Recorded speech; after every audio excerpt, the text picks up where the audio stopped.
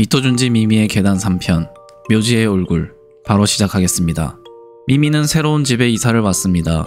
2년 된 주택에 방이 2개이며 남향이라서 해가 잘 드는 집입니다.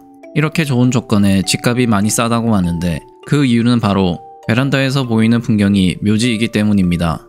묘지가 상당히 많이 보이는 게 스산한 기분이 느껴집니다. 미미도 집값이 싸서 들어오긴 하였지만 기분이 안 좋아 보입니다. 초인종 소리가 들리며 남자친구인 나오토가 왔습니다. 나오토는 아무리 집값이 싸다고 하지만 묘지가 있는 곳에 이사한 것을 대단하다고 생각합니다. 여기에 있는 묘지들은 거의 용거 없는 묘지가 많아서 그런지 더욱 쓸쓸해 보입니다. 미미는 보통의 묘지와 다른 것을 발견하고 나오토에게 무엇인지 물어봅니다. 나오토는 그것이 토장이라고 합니다. 토장은 시체를 바로 땅속에 묻는 것이며 시체를 묻을 때 흙을 둥글게 쌓아 올리고 시체가 흙이 되면서 솟아오른 부분이 평평해진다고 합니다. 미미는 그 이야기에 놀라워하며 무서운지 도시에서 토장을 하는 사람이 있냐며 화를 냅니다. 나오토는 미미가 무서워하자 요즘에 누가 토장을 하겠냐며 미미를 달래줍니다. 하지만 미미는 괜히 기분이 더욱 안 좋아진 듯 보입니다.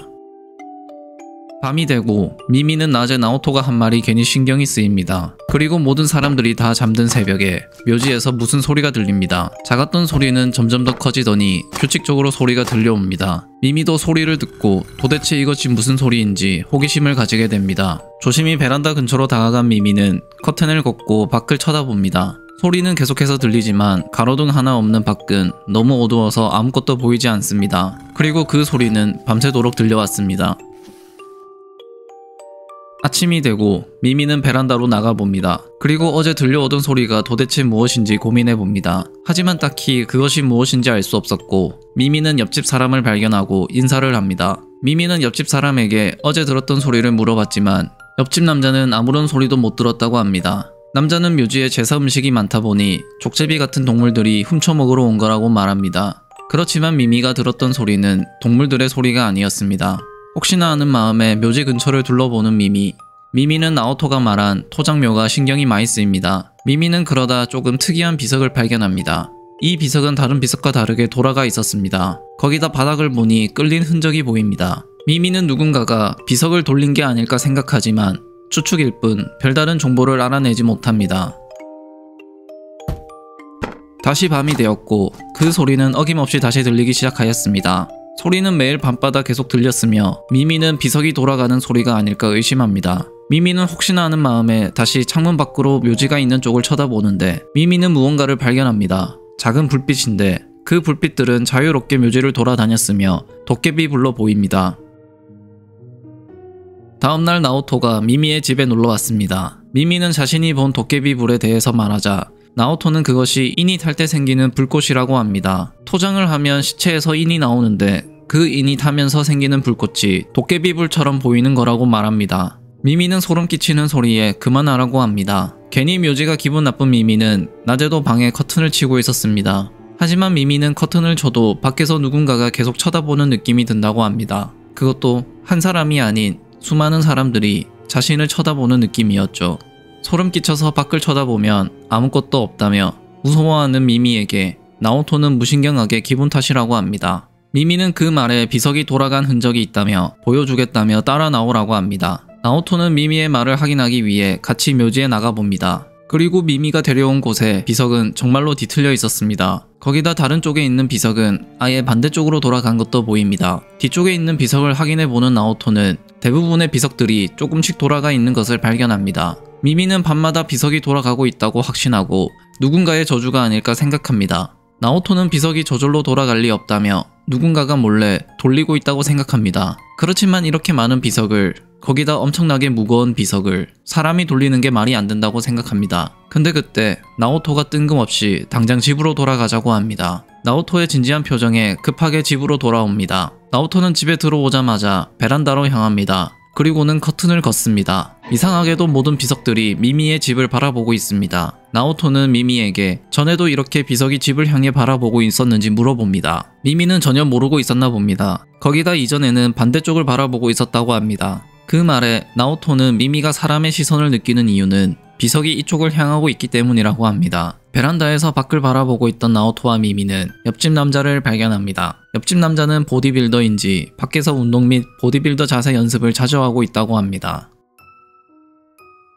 그날 밤 나오토는 미미를 위해 같이 집에 있어 주기로 하였습니다. 새벽 2시쯤 밖에서 또 소리가 들리기 시작합니다. 나오토는 그 소리를 듣고 방에 불을 끄고 베란다로 밖을 쳐다봅니다. 어두워서 잘 보이지는 않지만 밖에서는 소리가 계속 들렸고 도깨비 불이 보입니다. 나오토는 무서워하지 않고 도깨비 불을 계속해서 주시하자 어둠이 눈에 익는지 어떤 형태들을 보게 됩니다. 그리고 그것을 미미도 같이 확인합니다. 정말 비석 옆에는 누군가가 있었습니다.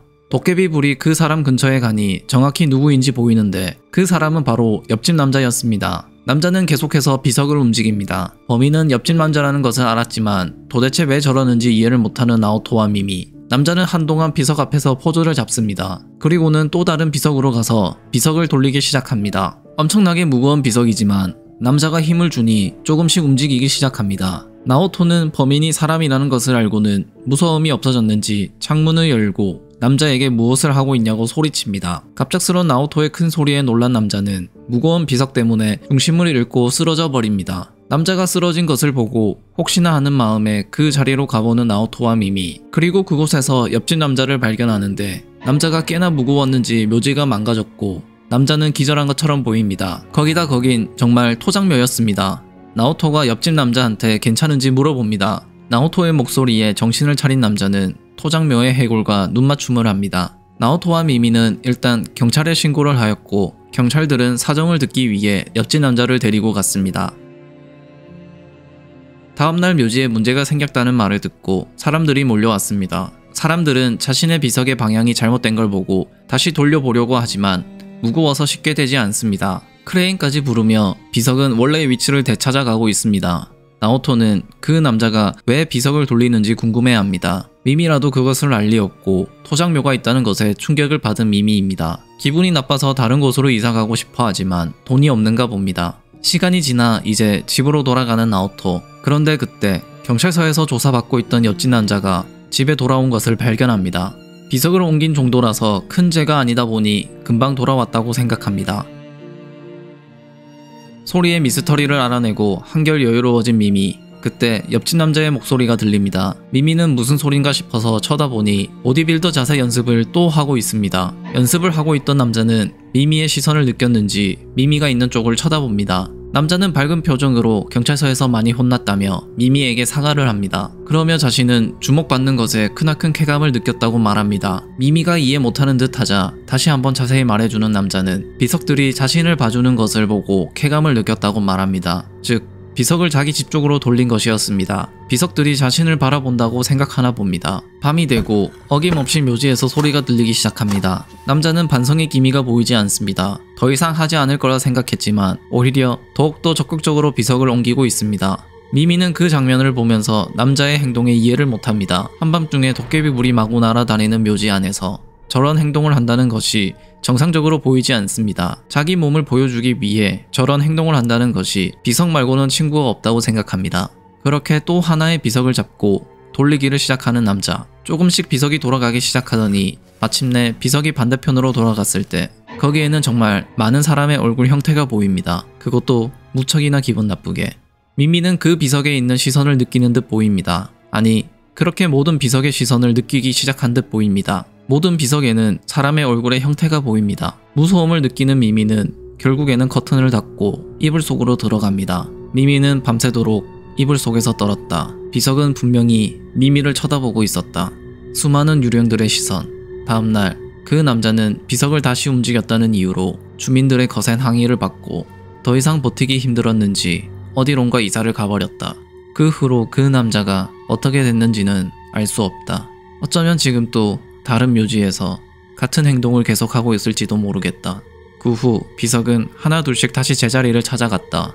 그런데 미미의 베란다 근처에 있는 비석들은 그대로 있다. 아무 용거가 없는 무덤인 것 같다. 그래서 지금 또 그 비석들은 베란다 너머로 미미를 향해 미묘한 시선을 보내고 있다.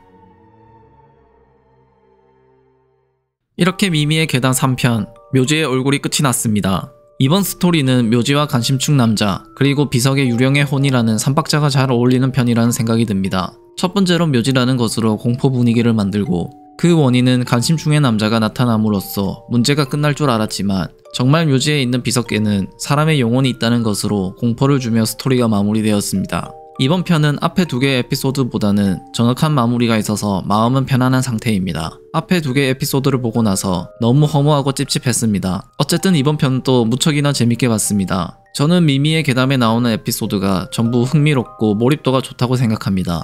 여러분은 어떻게 생각하셨나요? 여러분의 의견도 댓글에 남겨주세요. 그럼 다음 편으로 돌아오도록 하겠습니다. 다음 편의 제목은 해안입니다. 재밌게 보셨다면 구독과 좋아요 부탁드립니다. 감사합니다.